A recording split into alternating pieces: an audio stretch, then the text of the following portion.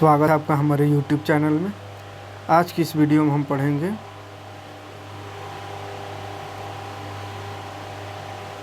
हमारे आसपास के पदार्थ, क्लास 9 का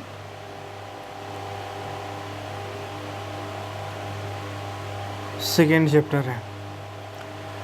चैप्टर का नाम है हमारे आसपास के पदार्थ शुद्ध है। क्या हमारे आसपास के पदार्थ शुद्ध है ना। तो हमको इससे पहले पढ़े थे, पहला चैप्टर का नाम था हमारे आसपास के पदार्थ। हम जाने थे हमारे आसपास के पदार्थ क्या होता है पदार्थ। तो आज इस चैप्टर में हम पढ़ेंगे पदार्थ, जो हमारे आसपास का जो पदार्थ है वो क्या शुद्ध है या नहीं है, उसके बारे में पढ़ेंगे, है ना। तो सबसे पहले देख लेते हैं पदार्थ कितने प्रकार के होते हैं, पदार्थ की अवस्था कितनी होती है। जो पढ़े थे ठोस, द्रव, गैस, 3 अवस्था पढ़े थे। उसके अलावा प्लाज्मा भी अवस्था होता है ना। और एक होता है बोस-आइंस्टाइन कंडेंसेट, ये भी अवस्था है, लेकिन फ़िलहाल ये सबको अभी सिर्फ नाम काफ़ी है जानना। क्या होता है इसके बारे में आगे की क्लास में हम डिटेल से पढ़ेंगे। ठोस, द्रव, गैस, 3 चीज़ को सिर्फ यहाँ पे ध्यान रखना है, ठीक है। उसके बाद यहाँ पढ़ना है भौतिक परिवर्तन, उसके बाद रासायनिक परिवर्तन भी पढ़ना है। शुद्ध पदार्थ पढ़ना है जिसमें तत्व और यौगिक आता है। मिश्रण पढ़ना है जिसमें एक समांगी मिश्रण होता है और एक विसमांगी मिश्रण होता है। और स्थिर अनुपातों का नियम, ये सब पढ़ना है ना। उसके बाद मिश्रण को पृथक करने का तरीका, 11 तरीका है। इन 11 तरीकों को पढ़ना है। यानी चैप्टर थोड़ा सा लंबा है, 2-3 पार्ट में इसको कवर करने की कोशिश करेंगे, क्योंकि अगर एक ही पार्ट में करें तो बहुत ही ज़्यादा लंबा हो जाएगा और समझ में भी नहीं आएगा। तो थोड़ा थोड़ा करके पढ़ेंगे ताकि अच्छा से समझ में आए। तो चलिए शुरुआत करते हैं। सबसे पहले देखते हैं शुद्ध शब्द क्या अर्थ है इसका। तो शुद्ध शब्द का अर्थ होता है पदार्थ में कोई मिलावट ना हो, परंतु एक वैज्ञानिक भाषा में सभी वस्तुएं विभिन्न पदार्थों के मिश्रण है, अतः शुद्ध नहीं है। उदाहरण के लिए जल, दूध, वसा इत्यादि। यानी शुद्ध का अर्थ होता है, शुद्ध पदार्थ का या शुद्ध शब्द का अर्थ होता है कि ऐसा पदार्थ जिसमें कोई मिलावट ना हो, कोई भी मिलावट नहीं होनी चाहिए। लेकिन वैज्ञानिक भाषा में सभी वस्तुएं, जितना भी वस्तु हम देखते हैं वो सब क्या है, पदार्थों का मिश्रण है ना। कोई शुद्ध वस्तु नहीं है। जैसे जल, पानी भी शुद्ध नहीं है, इसमें भी पदार्थों का मिश्रण है। इसी तरह दूध, वसा, ये सब भी शुद्ध नहीं है, इसमें पदार्थों का मिश्रण होता है। तो शुद्ध पदार्थ से तात्पर्य है कि उस पदार्थ में मौजूद सभी कण समान रासायनिक प्रकृति का हो। तो शुद्ध पदार्थ का मतलब साइंस में मतलब होता है कि उसमें जो भी पदार्थ है उसमें मौजूद जितना भी कण हो वो एक ही रसायन का हो, एक ही रासायनिक प्रकृति का हो, है ना। एक शुद्ध पदार्थ एक ही प्रकार के कणों से मिलकर बना होता है। तो ये शुद्ध का डिफिनेशन हुआ। अब देखते हैं पदार्थ एक, तो ये पदार्थ क्या है, पदार्थ एक प्रकार का द्रव्य है जो कि भौतिक प्रक्रमों द्वारा अन्य प्रकार के द्रव्य में पृथक नहीं किया जा सकता है। यानी पदार्थ जो है एक द्रव्य मतलब एक वस्तु है, एक ऐसा वस्तु है जिसको अगर हम भौतिक क्रियाकलाप करके चाहेंगे उसको हम अलग कर दे, बदल दे उस पदार्थ को, उस वस्तु को कुछ दूसरे वस्तु बना दे, वो भी भौतिक प्रक्रम द्वारा, तो ये संभव नहीं है। इसके लिए कौन सा प्रक्रम करना पड़ेगा, रासायनिक प्रक्रम, है ना। यानी केमिकल रिएक्शन करेंगे तब कुछ एक पदार्थ से दूसरा पदार्थ बन सकता है। लेकिन अगर भौतिक प्रक्रम, भौतिक कार्य ऊपर अगर कार्य करे तो ऊपर से हम इसको किसी प्रकार का अलग पदार्थ नहीं बना सकते हैं, है ना। तो ये पदार्थ जो है वो शुद्ध चीज़ होता है। और मिश्रण क्या है, तो मिश्रण एक पदार्थ है जो 2 या अधिक तत्वों का यौगिक का रासायनिक रूप से संयुक्त हुए बिना बना होता है ना। तो मिश्रण किसको बोलते हैं, तो 2 या 2 से अधिक तत्वों या यौगिकों का ये से जो बना होता है उसको मिश्रण कहते हैं। जैसे वायु भी बहुत सारा यौगिक से बना हुआ है। किस चीज़ से बना हुआ है, तो वायु में ऑक्सीजन है, कार्बन डाइऑक्साइड है, नाइट्रोजन है, ये सब बहुत सारा अलग अलग यौगिक से बना हुआ है। गैस जैसे oxygen, nitrogen, argon, carbon dioxide, जलवाष्प आदि का मिश्रण है। कौन? वायु, है ना। अब मिश्रण के प्रकार देखते हैं। मिश्रण के प्रकार, कितने प्रकार के मिश्रण होते हैं? तो मिश्रण दो प्रकार के होते हैं। समांगी मिश्रण, जिसको होमोजेनियस मिक्सचर कहते हैं, एक विसमांगी मिश्रण यानी हेट्रोजेनियस मिक्सचर। समांगी मिश्रण उस मिश्रण को कहते हैं जिसमें पदार्थ परस्पर पूर्ण रूप से मिश्रित होते हैं और एक दूसरे में अविभेद होते हैं, समांगी मिश्रण कहलाते हैं। यानी कि समांगी मिश्रण को अगर साधारण भाषा में बोला जाए तो समांगी मिश्रण उसको कहेंगे जब दो या दो से अधिक पदार्थ जो है वो संपूर्ण रूप से पूरी तरह से किसी पदार्थ में घुल जाए। कोई पदार्थ है वो पूरी तरह से किसी पदार्थ में मिल जाए, घुल मिल जाए, जो कि देखने से पता ना लगे कि इसमें दो पदार्थ हैं, है ना। जैसे चीनी और पानी को अगर घोल देंगे तो उसको देखने से लगता है कि उसमें चीनी भी है और पानी भी है, नहीं पता चलता है ना। यानी वो पूरी तरह से घुल जाता है। तो इस तरह से जो भी पूरी तरह से जब दो मिश्रण या दो पदार्थ एक दूसरे में मिश्रित हो जाता है, पूरी तरह से पूर्ण रूप से मिश्रित हो जाता है, तो उसको बोलते हैं समांगी मिश्रण। जैसे चीनी, जल और चीनी का मिश्रण, नमक और चीनी का मिश्रण, है ना। आगे देखते हैं विसमांगी मिश्रण क्या होता है। तो जैसे इसका उल्टा होगा, जो पूरी तरह से ना घुलेगा, है ना, तो उसको बोलेंगे विसमांगी मिश्रण। तो वे मिश्रण जिसमें पदार्थ पृथक रहते हैं यानी अलग रहते हैं। एक पदार्थ छोटे कणों, छोटे छोटे बूंदे अथवा बुलबुले के रूप में दूसरे पदार्थ में हर जगह फैला रहता है, विसमांगी मिश्रण कहलाता है। यानी विसमांगी मिश्रण में जब दो पदार्थ को हम घोलेंगे तो पूरी तरह से वो घुला हुआ मालूम ना हो, वो अलग अलग पहचान हो जाएगा कि ये अलग है, ये अलग चीज़ है, दो चीज़ इसमें मिला हुआ है, तो उसको बोलेंगे विसमांगी मिश्रण। ठीक है। जैसे चीनी और रेत, बालू और चीनी को अगर मिलाएंगे तो क्या वो मिलेंगे एक दूसरे से? नहीं मिलेंगे, पता चल जाएगा चीनी कौन है कौन बालू है ना। तो ये एक विसमांगी मिश्रण है। ठीक है, क्योंकि बालू और चीनी को अलग किया जा सकता है। उसके बाद द्रवों में ठोसों का निलंबन, पानी द्रव में जो ठोस का निलंबन होता है वो भी एक विसमांगी मिश्रण है। यानी पानी लिक्विड पदार्थ है, कोई द्रव्य है, उसमें ठोस पदार्थ अगर मिलाया जाए तो वो भी विसमांगी मिश्रण है, अगर पूरी तरह से नहीं घुलेगा। जैसे पानी में अगर रेत मिला है तो वो भी नहीं घुलेगा, तो वो भी विसमांगी मिश्रण कहलाएगा। तो समझ में आ गया समांगी और विसमांगी मिश्रण। आगे देखते हैं विलयन क्या होता है। तो विलयन बोलते हैं दो या दो से अधिक पदार्थों के समांगी मिश्रण को। किसको? तो जब दो या दो से अधिक पदार्थ पूरी तरह से घुल जाए, पूरी तरह से घुल जाता है यानी समांगी मिश्रण हो, तो समांगी मिश्रण को ही क्या बोलेंगे? विलयन। जैसे नींबू जल, नींबू और पानी को घोलेंगे तो पूरी तरह से घुल जाता है, तो क्या है? विलयन है। जैसे सोडा जल, यह भी विलयन है ना। किसी विलयन का दो भाग होता है, एक विलायक बोलते हैं और एक विलय। विलयन में कितना भाग होता है? दो भाग, एक विलायक और एक विलयन। तो विलायक किसको बोलते हैं और विलय किसको बोलते हैं? तो विलय बोलते हैं घुलनशील पदार्थ, यानी जो पदार्थ घुल रहा है किसी चीज़ में। जैसे एक बर्तन लिए, इसमें पानी है और इसमें हम नमक घोल रहे हैं, तो नमक क्या हो गया? विलय हो गया। क्या हुआ? विलय। तो विलय किसको बोलते हैं? जो किसी पदार्थ में घुल रहा है। तो पानी में कौन सा चीज़ घुल रहा है? नमक घुल रहा है। ऐसा नहीं है कि नमक में पानी घुल रहा है, पानी में नमक घुल रहा है। तो जो नमक घुल रहा है तो इसको क्या बोलेंगे? विलय। ठीक है। और जिसमें घुल रहा है, किस में घुल रहा है? तो ये पानी में घुल रहा है, तो पानी क्या हुआ? विलायक, सॉल्वेंट जिसको बोलते हैं। ठीक है। तो पानी जिसमें घुल रहा है उसको विलायक कहेंगे, और जो चीज़ घुल रहा है उसको विलय कहेंगे, सोल्यूट इंग्लिश में कहते हैं। ठीक, समझ में आ रहा है? आगे बढ़ते हैं, विलयन के प्रकार देखते हैं। विलयन के प्रकार, टाइप ऑफ सॉल्यूशन। तो विलयन बेसिकली तीन प्रकार का होता है। There are 3 types of solution. पहला वास्तविक विलयन, कोलाइड विलयन और एक निलंबन।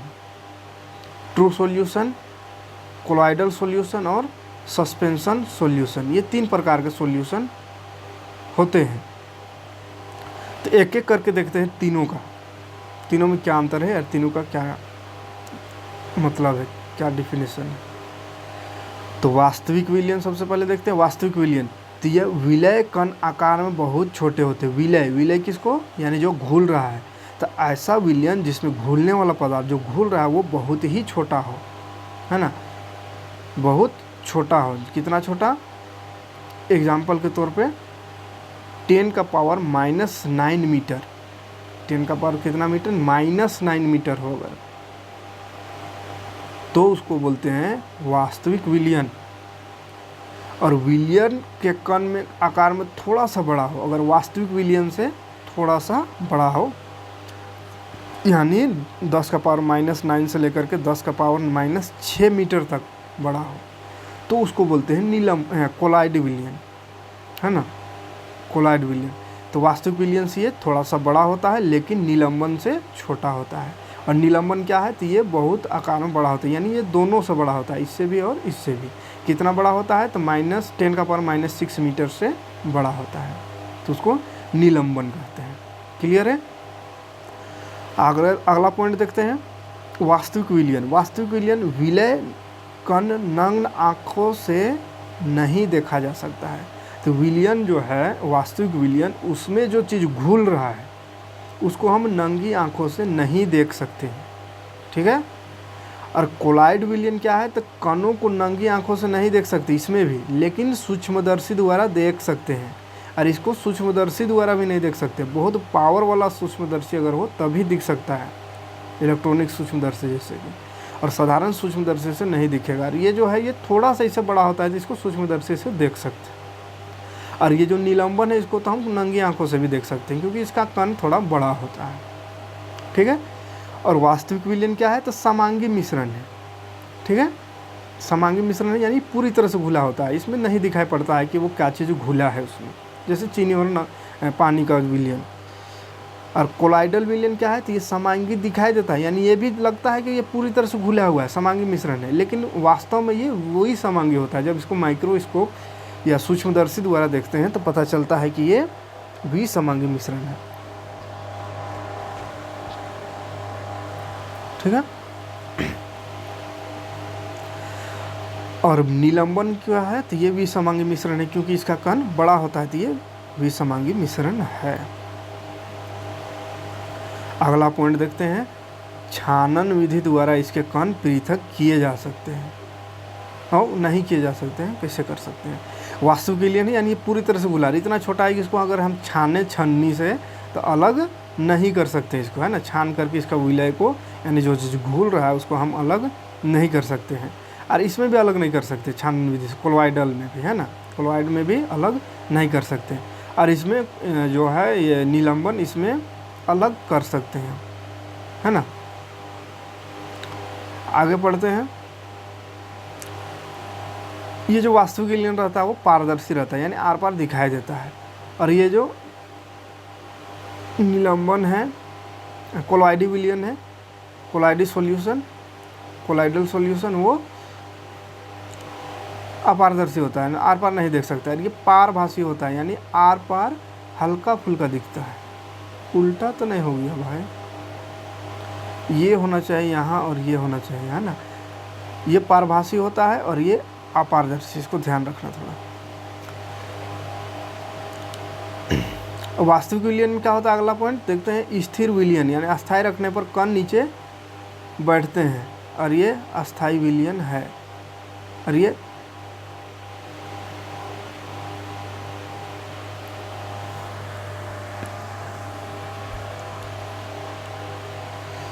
चाहतों की दुनिया में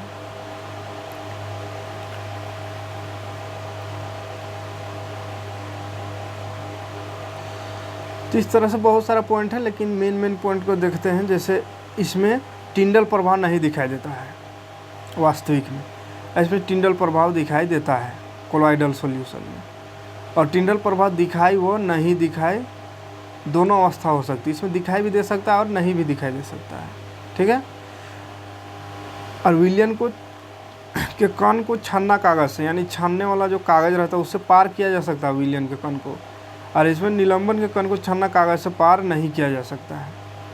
और कोलॉइड में कण छन्ना कागज में से गुजर जाता है, जैसे एग्जाम्पल इसका हुआ रेत या बालू पानी में, और कोलोइडल विलयन का हुआ एग्जाम्पल दूध और रक्त, वास्तविक का पानी और चीनी।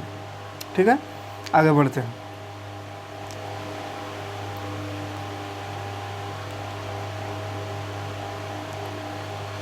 उदाहरण देख लेते हैं कोलॉइड विलयन का कुछ सामान्य उदाहरण, जैसे द्रव्य विलय है और विलायक गैस, यानी ये दोनों को घोले, द्रव्य और गैस घोले, तो उसका एग्जाम्पल है एरोसोल, है ना। प्रकार है, बोलते हैं प्रकार एरोसोल है, एग्जाम्पल क्या है धुंध और बादल। इसमें क्या होता है द्रव्य और गैस मिला हुआ रहता है।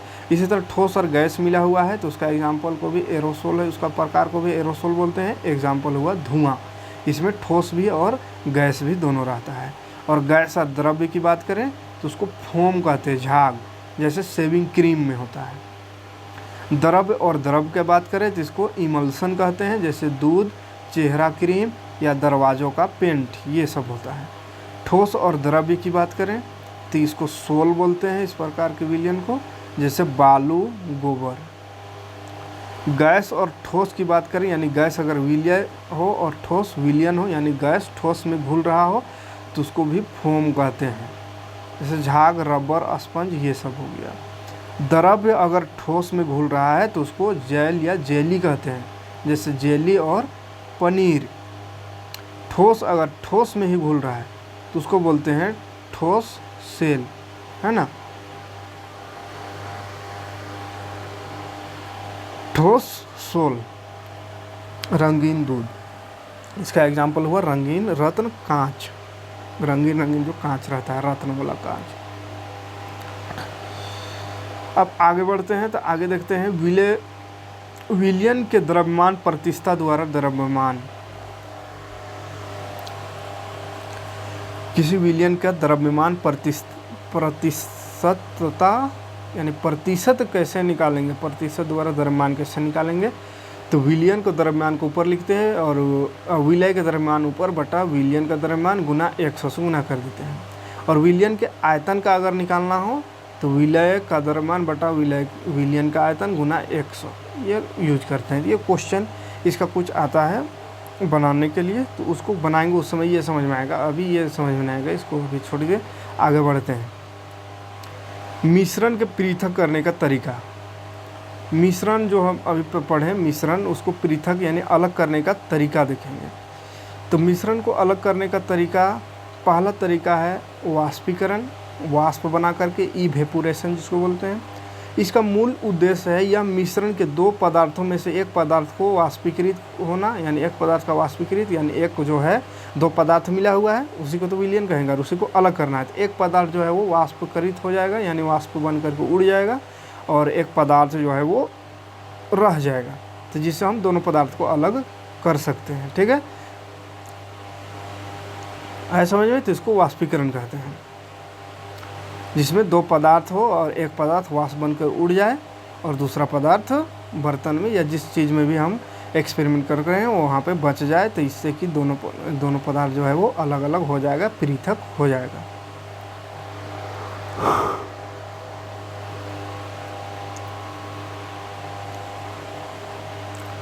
जैसे इसका क्रियाकलाप देखते हैं। क्रियाकलाप में हमको रंग डाई जिसका क्वथनांक ज़्यादा हो डाई लेना है, तथा पानी बीकर, वाच ग्लास। जब हम पानी को रंग में मिलाकर गर्म करते हैं तो पानी वाष्पित हो जाता है, तो एक रंग लेना है जिसका क्वथनांक ज़्यादा हो और बीकर में पानी, और दोनों को मिला देना है। अब पानी को जब गर्म करेंगे तो पानी जो है वाष्प बन करके उड़ जाएगा और रंग जो है वो गिलास में, बर्तन में रह जाएगा, तो इससे अलग हो गया, रंग अलग और पानी अलग। इस तरह से वाष्पीकरण द्वारा अलग किया जा सकता है किसी मिश्रण को। दूसरा नियम है अलग करने का अपकेंद्रीकरण, सेंट्रीफ्यूगेशन। मूल उद्देश्य इसका क्या है, सिद्धांत क्या है, जब किसी पदार्थ को तेज़ी से घुमाया जाता है तो डेंसर भारी कण नीचे की तरफ दबाव डालते हैं तथा हल्के कण ऊपर चले जाते हैं। यानी कि कोई बर्तन में अगर हम मिश्रण डाल दें जिसमें से कुछ कण भारी हो, जैसे बालू का रेत का बड़ा बड़ा कण दे देते हैं और उसमें मिट्टी रहे और इसको घोल देते हैं पानी में और इसको हिलाएंगे तो ये जो बड़ा कण है वो क्या होगा, जो भारी रहेगा वो नीचे तल्ली में बैठ जाएगा, बैठेगा ना, और जो छोटा कण है या शुद्ध पानी जो है वो ऊपर आ जाएगा, ऊपर रहेगा, बाकी सब ये सब नीचे चला जाएगा। तो इससे भी इसको फिर हिला करके थोड़ा देर, उसके बाद फिर इसको स्थिर थोड़ा देर रख देंगे तो क्या हो जाएगा, भारी कण नीचे जम जाएगा, हल्का कण ऊपर रहेगा और बहुत हल्का जो सबसे हल्का रहेगा यानी पानी जो रहेगा वो सबसे ऊपर रहेगा। तो इस तरह से हम तीनों को अलग कर सकते हैं। आए समझ में? आगे बढ़ते हैं। और इसका इस्तेमाल कहाँ होता है? शराब बनाने में, क्रीम बनाने में, वॉशिंग मशीन, कपड़ों से पानी निकालने के लिए इसी विधि का उपयोग किया जाता है। वॉशिंग मशीन में है ना, कपड़ों से पानी निकालने के लिए भी इसी विधि का उपयोग करते हैं। अगला देखते हैं अलग करने का तरीका, पृथक्करण बोलते हैं, पृथक्करण है ना। इसका क्या सिद्धांत है? तो दो अघुलनशील द्रव्य जो दोनों एक दूसरे में नहीं घुल सकते, आसानी से पृथक किया जा सकता है। यानी कि जो अघुलनशील है मतलब घुल नहीं सकते हैं, जैसे चावल में कंकड़ मिला हुआ हो तो घुला हुआ नहीं रहता, तो उसको आराम से पृथक चुन चुन के हटा सकते हैं। तो जब चुनने की विधि है, चुन करके जो हटाते हैं उसी को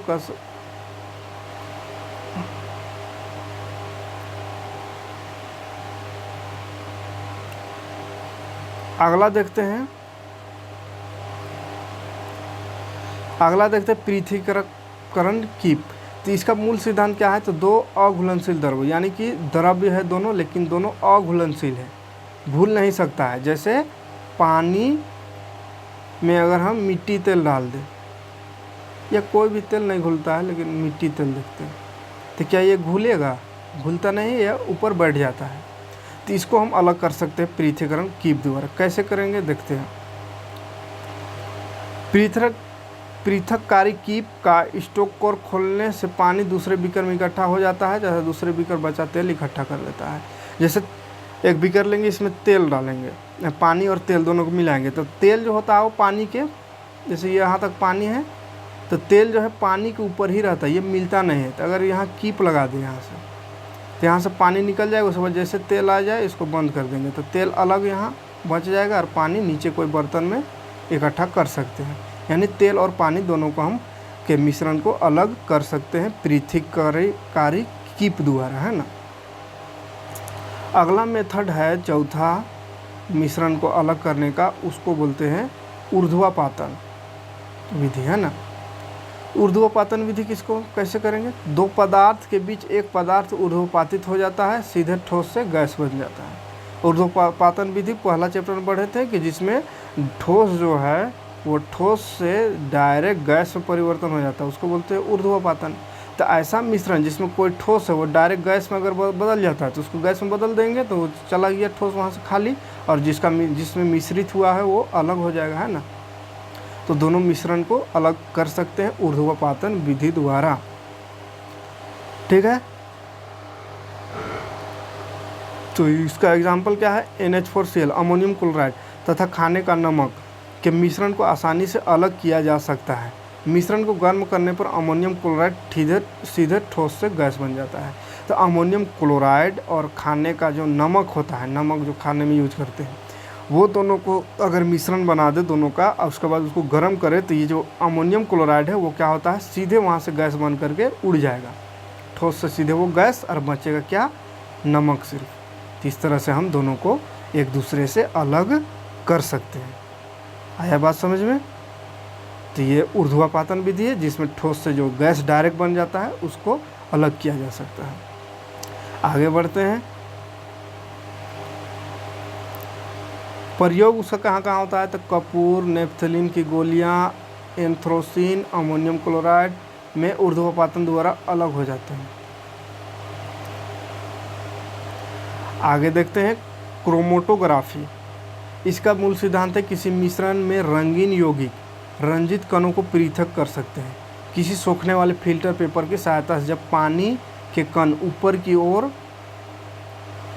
दो अलग अलग रंग के साथ जाते हैं तो क्रोमेटोग्राफी पेपर द्वारा दोनों पृथक हो जाता है। तो क्रोमेटोग्राफी में क्या करते हैं, दो अलग अलग रंगों को इसमें अलग किया जा सकता है ना। किसी मिश्रण में रंगीन यौगिक है ना, रंजित कणों को पृथक किया जा सकता है। जो रंगीन यौगिक होता है रंग उसका पृथक किया जा सकता है, रंगों को, है ना।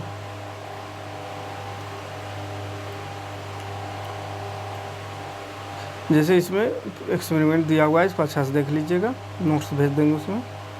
इसका प्रयोग कहाँ कहाँ है, तो डाई को, रंग को अलग करने में इसका उपयोग होता है, और क्लोरोफिल से पिगमेंट पृथक करने में, खून से ड्रग्स को पृथक करने में। जैसे खून में ड्रग्स हो गया, दवा का कोई रिएक्शन हो गया उसमें, तो उसको अलग करने के लिए इसका उपयोग किया जाता है। क्या आप सोच सकते हैं कि जब किसी खिलाड़ी को डोपिंग टेस्ट होता है तो खून का क्या करते हैं? नहीं सोचेंगे, क्या है सोचेंगे।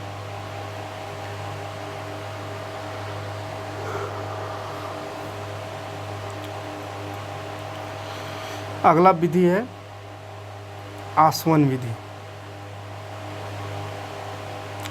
इसका सिद्धांत, दो संघटकों के बीच एक का क्वथनांक दूसरे से कम होता है। यह विधि दो या दो से अधिक घुलनशील द्रव्यों को अलग करने के लिए किया जाता है। तो इसमें क्या होता है, दो पदार्थ है, मान चलिए एक पदार्थ ये, एक पदार्थ ये, तो एक का जो क्वथनांक है वो दूसरे से कम होता है ना।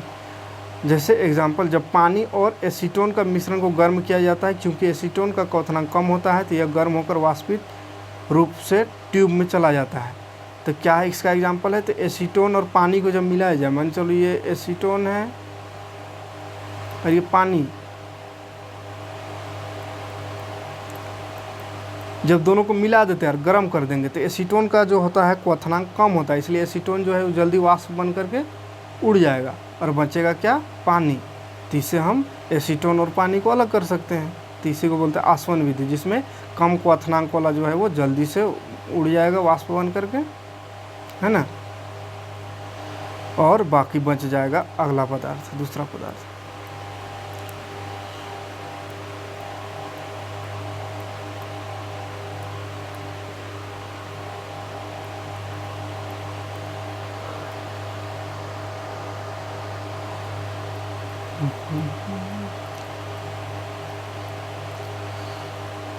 तो चलिए आज के वीडियो में इतने ही।